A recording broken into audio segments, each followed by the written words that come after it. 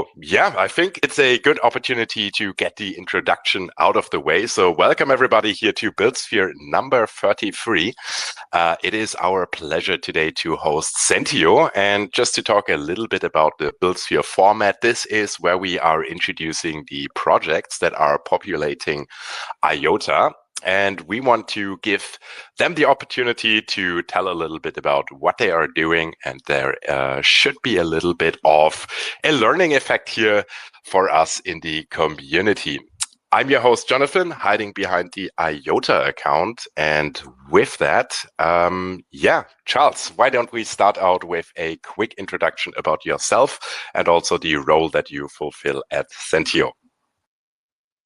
Yeah, absolutely. So hi, everybody. My name is Charles, and I'm a co-founder at Sentio. And we've been building the what we call the Web3 observability platform since late 2022. And prior to that, we are a group of engineers and product managers coming from the Web2 world, and we are a bunch of data infrastructure, data analytics guys. So that's why a natural extension for us to the Web3 world is to build data platforms for Web3 developers to use. And we've been crypto investors since 2017. Actually, IOTA is actually one of the projects I heard about when I first entered the crypto world. So there's that. I've been we've been helping a lot of L1s, L2s, DeFi projects with their data needs, and I can go through the details and the problems that we solve in the space later on. Awesome. Thanks so much for that, Charles. And Ko-Wei, over to you for the off chance that somebody here is not familiar with you yet. Hi, everyone. I'm Ko-Wei. I work for IOTA Foundation as the lead of Asia ecosystem and also for BD. So that's basically how I do for the foundation. Yeah. Awesome. Yeah, with that out of the way, let's dive right into it. So without indexes, without analytics, DeFi and Web3 is really building on shaky ground. Let's establish first why that is. Why is data that is sourced, for example, through Sentio, so crucial for Web3 projects? Charles, let's pass it off to you, and Ko-Wei, you probably have something to add afterwards. Yeah, absolutely. So as I said, we are really, the whole team is coming from a data background, and the answer may be a little bit sound a little bit technical, but many people like to think of blockchain as a decentralized database, right? Like that's the common saying. But I think my favorite analogy is actually blockchain is a virtual machine that is shared by all applications on top of it, and all nodes beneath it, right? So each block is essentially a snapshot of that virtual machine. And in other words, it is the virtual machine itself is logically singleton, meaning all nodes will agree with just one instance of that virtual machine, one status of that virtual machine. But it's also computationally decentralized, right? So you would have each node keep essentially a copy of that virtual machine. So that means the data on the blockchain has to be very efficiently encoded, since any change or storage of that status is very expensive. So that encoding makes the write operation very efficient, right? The storage very efficient, but the read operation very difficult. So basically, you have to first locate the storage space in that shared virtual machine that is related to your application, and usually by your smart contract address, and then you have to decode the relevant bytes that you're interested in, such as, say, for ERC20 smart contract, it's say a total supply of a token or the ownership position of a wallet address, right? And think this is just to collect one data point.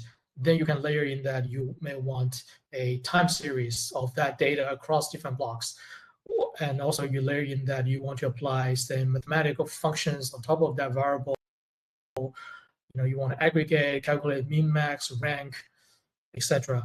And also layer in that you may want to do analysis across different chains, right? And it very quickly become a pretty large engineering problem, especially today with DeFi applications getting increasingly complicated with their business logic. For example, you want to see your TVL, you want to see your trading volume, you want to see how much leverage is in your protocol, you want to calculate airdrop points based on 10 different rules, 10 different user behaviors. You want to calculate APR of a looping strategy. It is just unimaginable for a serious team to not use a data indexer or today. It is funny as a personal experience that I often use this to vet projects in the market when I'm investing personally. If I know a project is not using Sentio or similar products or building some data solution in-house, you can really deduct that they don't plan to be around for the long term, and it's probably just some kind of pump and dump scheme. So I think, in my personal opinion, that's how important a data index or data infrastructure, how important that is for modern Web3 team.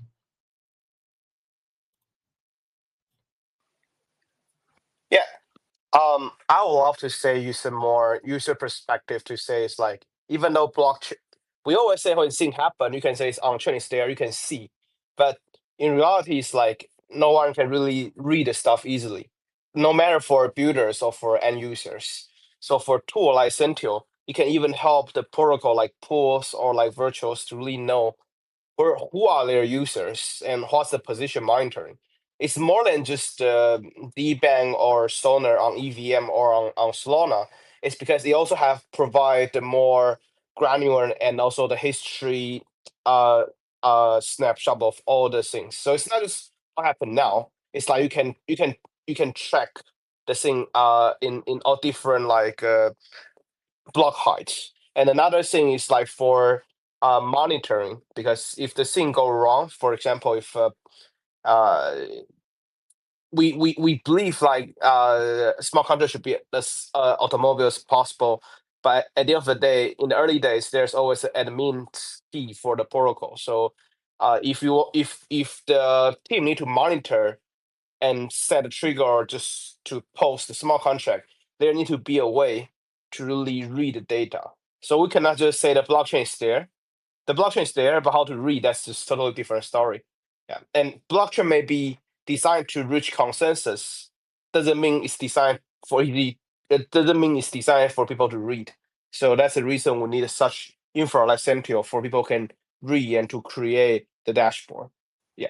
So that's just I want to say, because I think Charlie is very professional and technical, but I think for end user, we just say, what's the reason we want to have this stuff? That there's a strong reason we need to have such powerful infra. Yeah. And I just want to say, like, I see the Sentio has built for quite some move VM, so it's crucial, because if you heard about like indexing, or maybe you think about the graph, you heard about like dashboard, maybe you heard about like DBank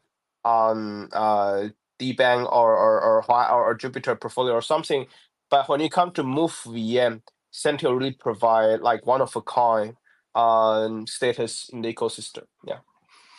All right. Yeah, that makes sense to me as a non-technical person. So there is a lot of data on the chain, but you want to figure out the relevant data and have quick access to that.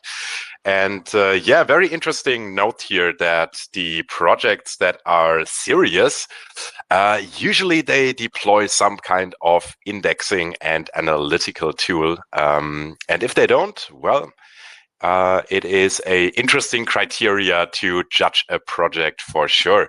So with the problem statement here, let's talk a little bit about how Sentio is tackling those challenges. So protocols, they need accessible data, they need it fast. How can Sentio help provide that? Yeah, so so that's exactly why we built Sentio. So we built Sentio to solve the data problem we just talked about.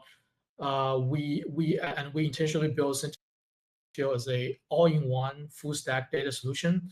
So at the very bottom, we maintain our cluster of nodes for different chains, and we have them what we call a super node that orchestrates the process of multi-chain, multi-block data requests.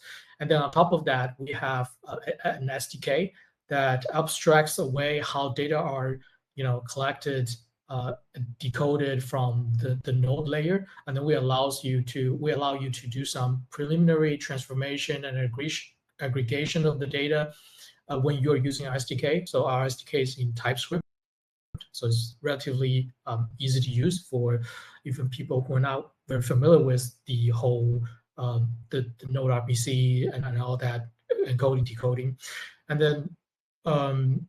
then you can write these raw blockchain data into, basically process them into what we call metrics.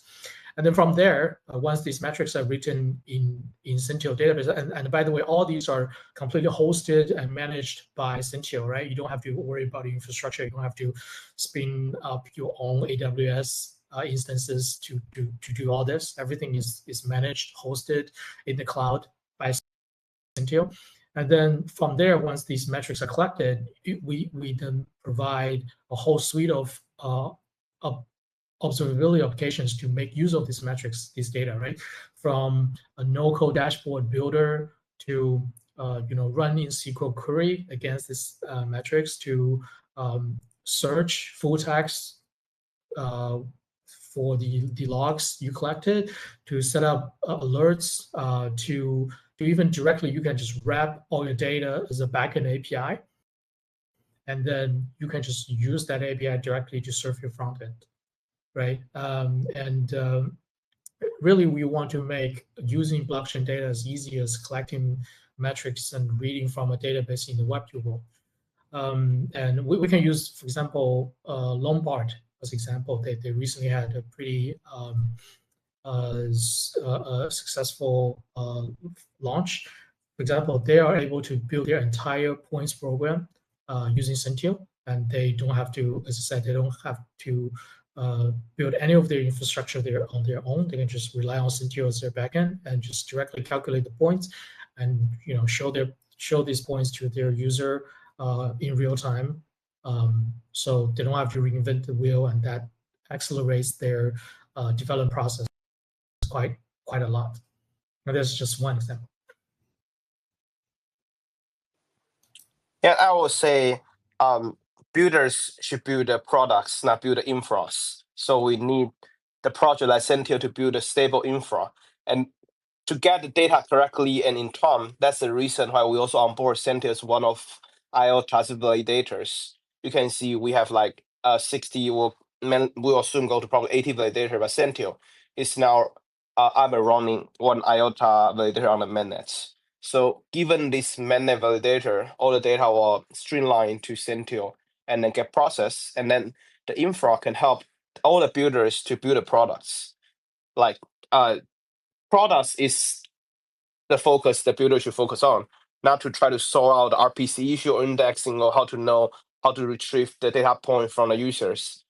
As the foundation, we will definitely get infra ready, and Sentio is such one important infra to get a builder easily can build on top of IOTA. Yeah, amazing. So it is fair to say builders can offload the vast chunk of their infrastructure over to Sentio. And I think, Charles, you mentioned something very interesting here, that basically this can allow for shortened development cycles. So maintenance and tracking data is one thing, but yeah, I'm wondering, the suite of products that you offer, may that be the indexer, debugger, code intelligence, explain to us as a non-technical audience how that would improve the development cycles of somebody wanting to build on IOTA, for example. Yeah, absolutely. So, as I mentioned earlier, there are many aspects where Sentio can help significantly shorten the development cycle. as I said earlier in the example, just not having to build your data infra from ground up can easily save an average team, few months of engineering work just initially. Not even counting the continuous time they would have need to maintain that infrastructure and that stack. But I think I can always also talk about from a different angle. And talk about how, for example, our debugger feature is useful for your development cycle. So we know that today, DeFi protocols kind of work like Legos, right? Meaning, one DeFi protocol probably relies on another DeFi protocol to do some swap operation, or you do a flash loan, or do lending, or do looping, things like that. So usually, if you're developing one DeFi protocol, right, you will be depending on other protocols that you don't actually write, and your developers are maybe not that familiar with. So you essentially your development team have to understand smart contracts that are not written by your team themselves. And in this case, the debugger can really help you understand deeply how other smart contracts work, because and also with a real world transaction, not just some test transaction you deployed on your local test blockchain, right?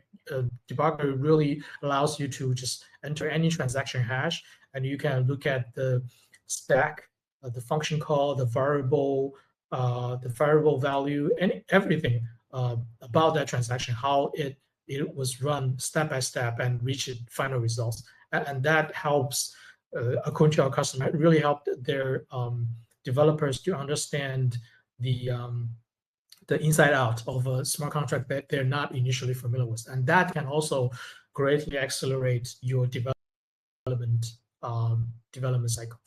That's just like one function, one feature of Sentio. Yeah, I think that explained it pretty well. Makes a lot of sense to me. If you're building on DeFi, you kind of have this reliance on other protocols, other tokens. So yeah, making sure that nothing is going wrong there. Obviously, that is a huge value add. You actually made a really good point. As in the another way to use the debugger is to examine and study the transactions that maybe caused a protocol to be hacked, right? There are some like really famous transactions out there where you can just, in the debugger, you can just see where it go wrong. Maybe there's some kind of lack of reentrance protection, or some other bugs, or some overflowing, that you can just see what's going on in detail, and you can probably make your development team to prevent that in your development cycle, and that can potentially save not just development time, but also save you from being hacked as well. Yeah, thanks for that explainer. Makes a lot of sense. Security-wise, sounds like a very reasonable addition for everybody to consider. Speaking about the dashboard, so I have linked the tweet of one of our community champions, IOTA, just to showcase that there is already use for Sentio. You can check that tweet out.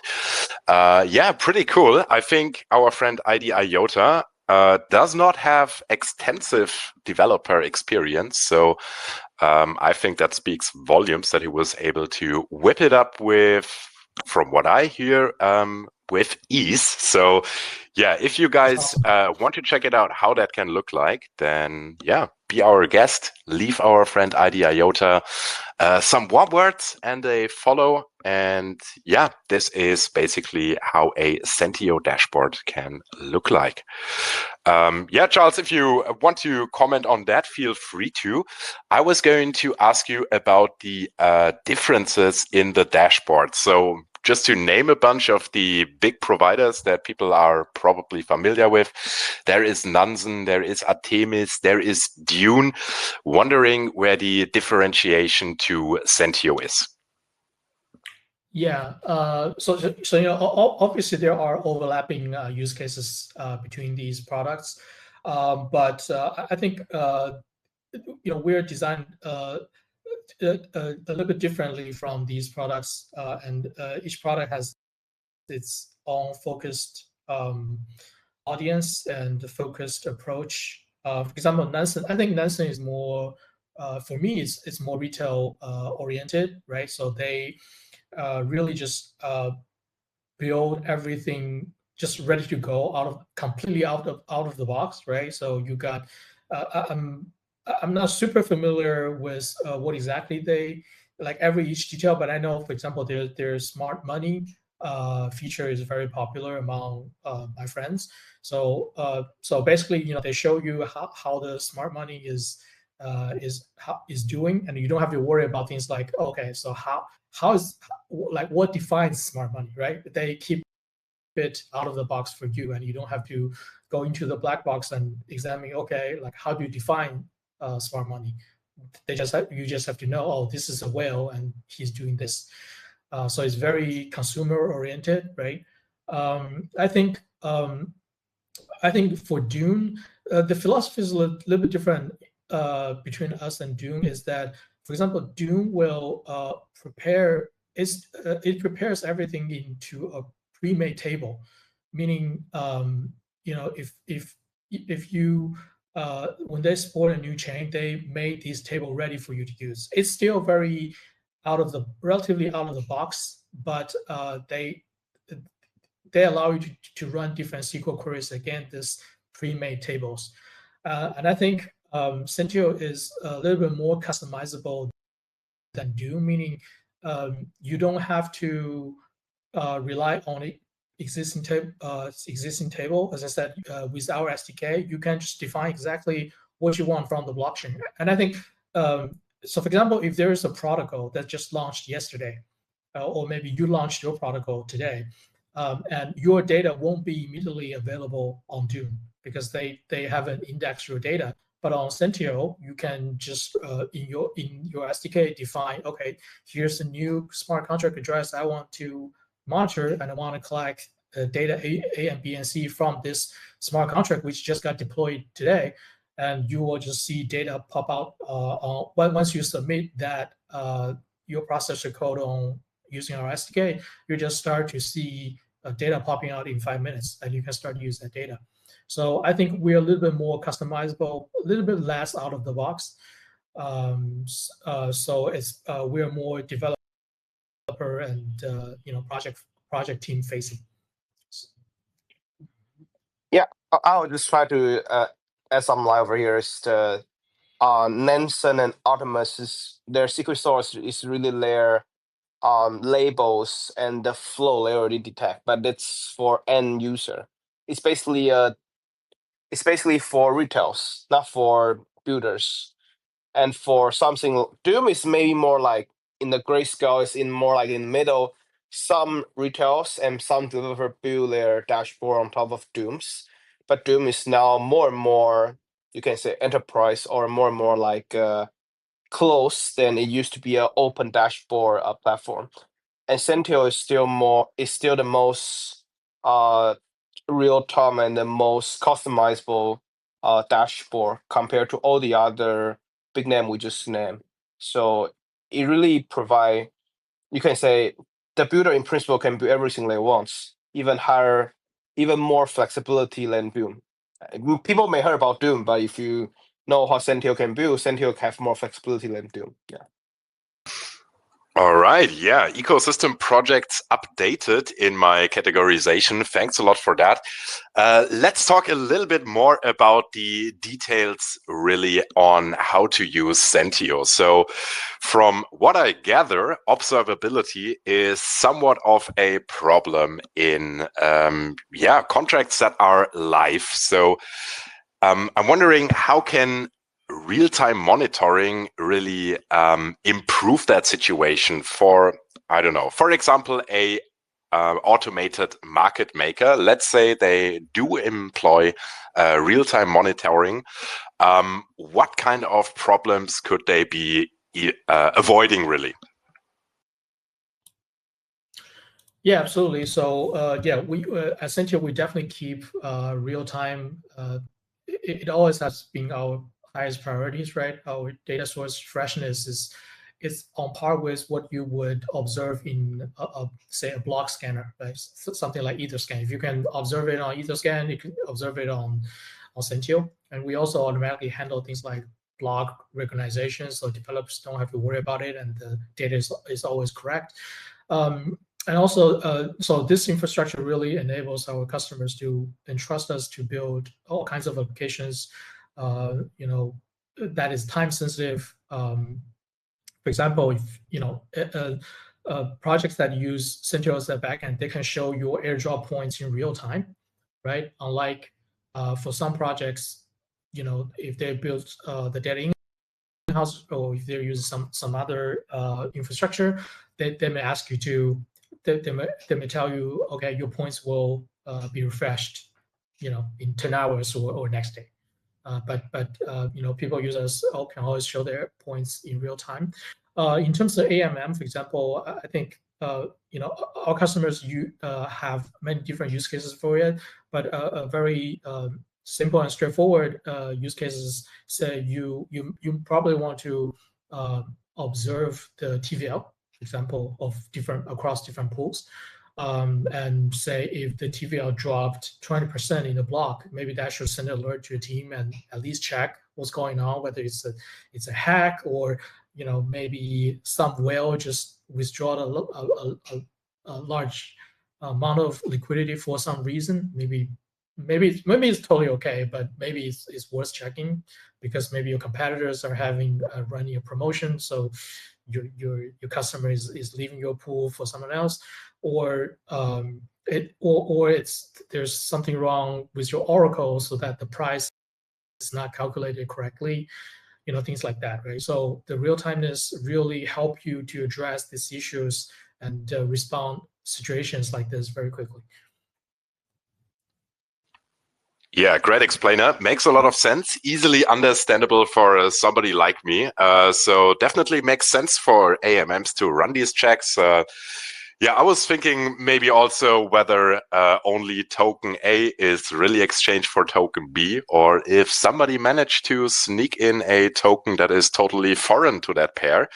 Yeah, stuff like that. I think there is a lot of metrics that you probably want to listen on.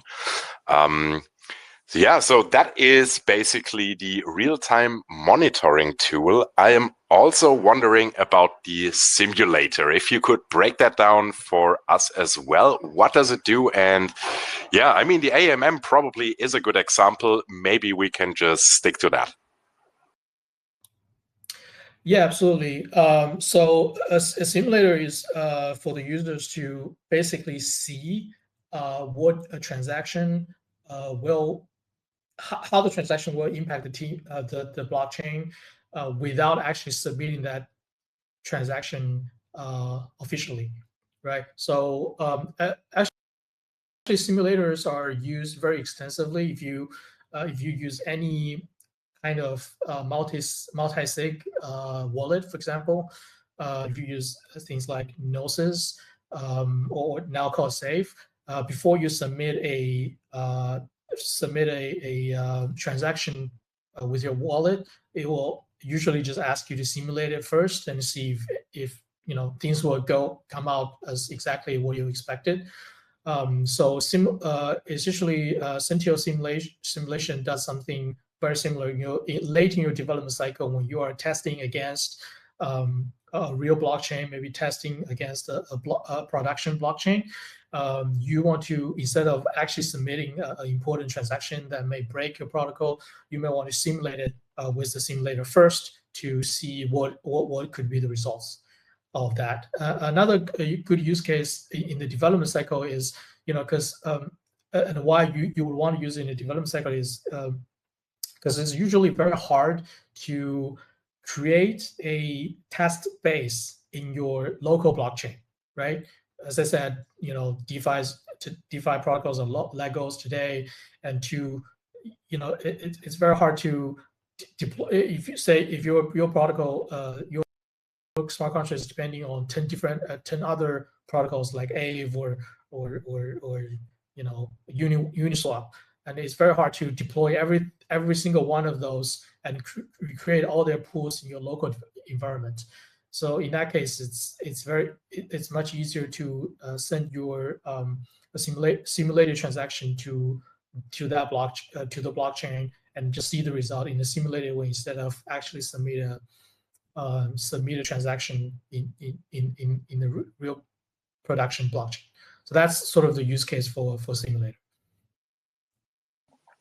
Yeah, very easy to understand for me as well. So if I were to launch a liquidity pool, then yeah, I would probably feel more at ease if I could simulate the transaction first before, I don't know, deploying $1 million into a liquidity pool.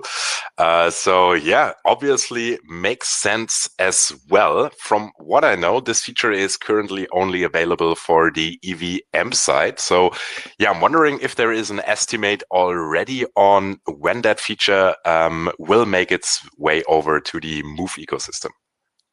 Yeah, we're currently targeting, it is in development, and we're currently targeting probably Q1 next year.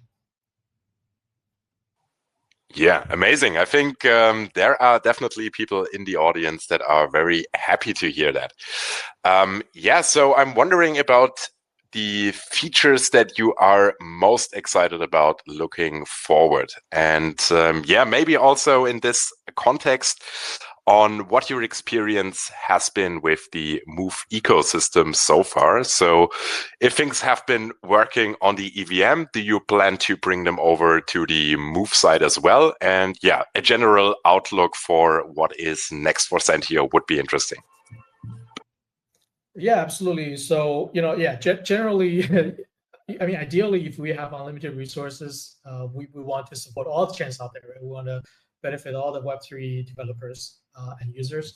But unfortunately, that is not the case. So we currently are focusing on EVM and Move as our two major system. And with, I'll say EVM a little bit ahead of the Move ecosystem because the Move ecosystem is newer. But yeah, eventually the goal is to bring the Move side on par with EVM. In terms of features and integrations, we're excited about. Well, obviously we are excited that IOTA is now joining the Move ecosystems because as that means we can finally the ecosystem and developers on IOTA, which is really, as I said, one of the OGs in the space, in the public chain space, can finally benefit from particularly Sentio. So that's very exciting. On the feature side, I think we're also working on a AI assistance because recall that with Sentio, you do have to write a little bit of what we call processor code that defines how you collect data from scratch. Obviously we are striving to make it as easy as possible. It abstracts away all the complexity with the Node RPC and all that, but it's still, it does require you to, at least know to write some basic TypeScript code for it to work.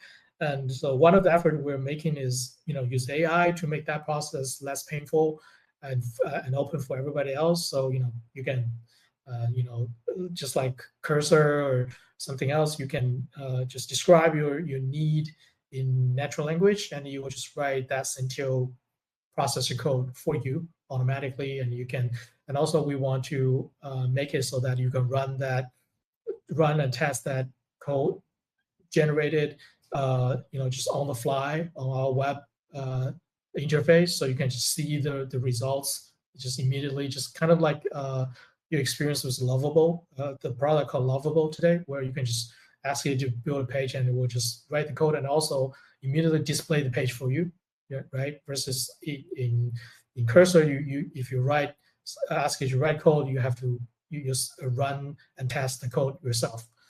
So we want to build something like that, and that I think that's also very exciting.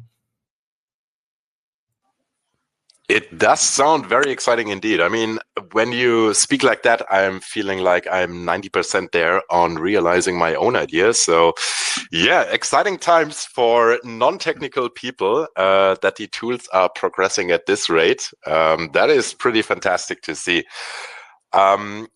Yeah, so Charles, the last thing that I really want to throw at you here is to ask you what is the best way for all of the people whose curiosity we piqued today? How can they start building and experimenting with Sentio? What is the easiest way to get started? Yeah, so it's actually very easy. As I said, we are a SaaS product, right, on the cloud. So just go to Sentio.xyz, and sign up for an account, and just follow. Actually, you don't even have to follow our doc. We actually wrote um, a X article. You can find it on our official X. Our X handle is Sentio XYZ. In the article section, we actually wrote specifically for a tutorial to get you started specifically on IOTA. You can just follow that tutorial, and yeah, you should be able to spin up IOTA dashboard very quickly. And we're also co-hosting a workshop session in the coming week. I'll say 1 or 2 weeks, and with one of our developer relationship team member walk you through that tutorial, and you will have the chance to interact and ask questions about the technical details of that tutorial in that session. So stay tuned.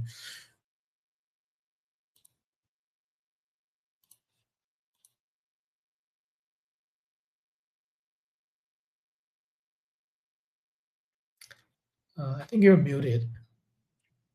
Hello, Jonathan. Okay, then maybe just I can have a closing comment first before Jonathan's back.